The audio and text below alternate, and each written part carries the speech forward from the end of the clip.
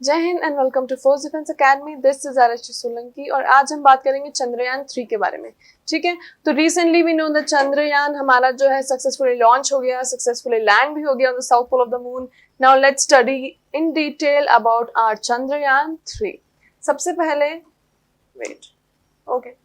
अगस्त 23, 2023 में India Chandrayaan 3 spacecraft successfully soft landed. ठीक है, हमारा ऐसा पहला है विश्व में जो मून के साउथ पोल पे लैंड हुआ है। ऐसे बहुत सारे कंट्रीज हैं हमसे पहले, ऑलमोस्ट 3 कंट्रीज जिन्होंने अपने जो है स्पेसक्राफ्ट्स मून पे लैंड किए हैं, but on the south pole of the moon we India is the first. ठीक है, ऑन अगस्त 23 इंडिया का जो है सक्सेसफुली सॉफ्ट लैंड हो गया मून के साउथ पोल पे।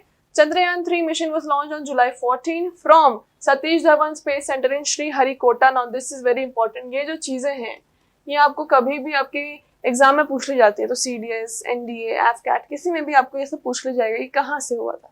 ठीक है, स्पेसक्राफ्ट में जो है हमेशा 3 चीजें, इस वाले में 3 चीजें थी, लैंडर, रोवर और ऑर्बिटर। ठीक है, अब सबसे पहले हमारे लैंडर का नाम क्या था? विक्रम। नेक्स्ट ये भी हमारा जो है सक्सेसफुली इसने मून को टच डाउन कर दिया।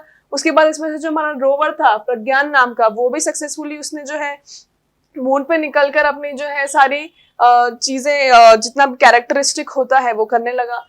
has also been deployed from the lander and will begin exploring the lunar surface। अब देखो इसका मेन काम ये है कि मून पे चेक करना, स्पेशली साउथ पोल पे, वहां पे टेम्परेचर कम होता है। ठीक है, वहां पे जो है सनलाइट इतने अच्छे से नहीं पहुंच पाती। On the south pole of the moon the sunlight is not able to reach that much properly. तो इसका काम ये है कि वहां पे आइस वाटर या वाटर आइस, ठीक है, फाइंड करना।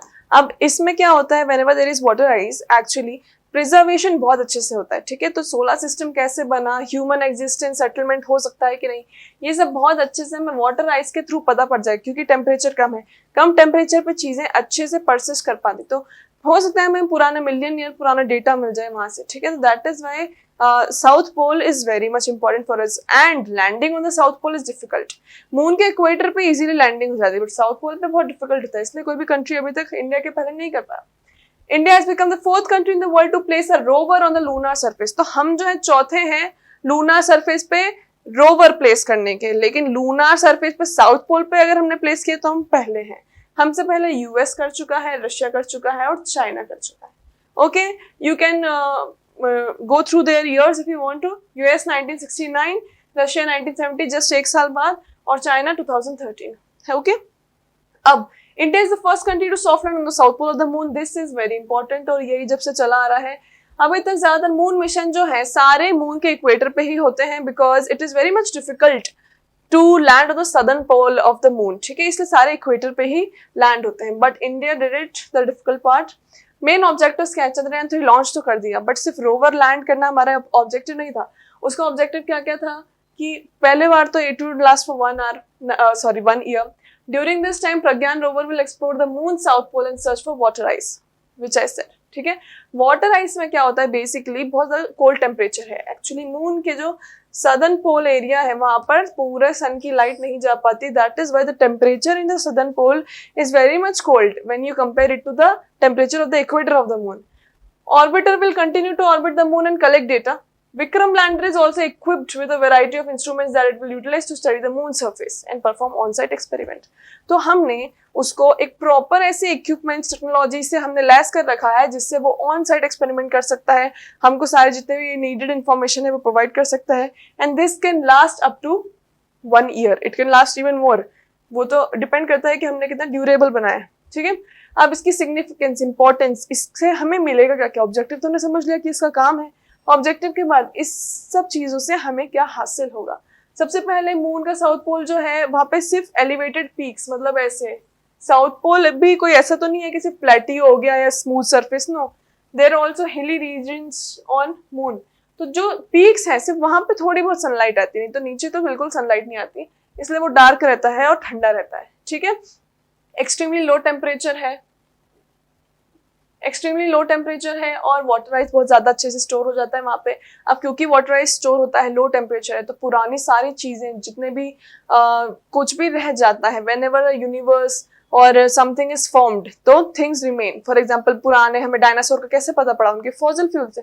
ऐसे कुछ ना कुछ नई नई चीजें जो अभी तक हमें पता नहीं, हो सकता है उस जगह पे मिले, जिससे हमें बहुत सारी डिटेल पता पड़े about the big bang theory, about how the universe was actually formed. हो सकता है नई नई चीजें मिले, अभी तक जो हम थ्योरी पढ़ रहे थे उसमें कुछ और एड ऑन हो, या कुछ एकदम इंटरेस्टिंग फैक्ट हमें पता पड़े।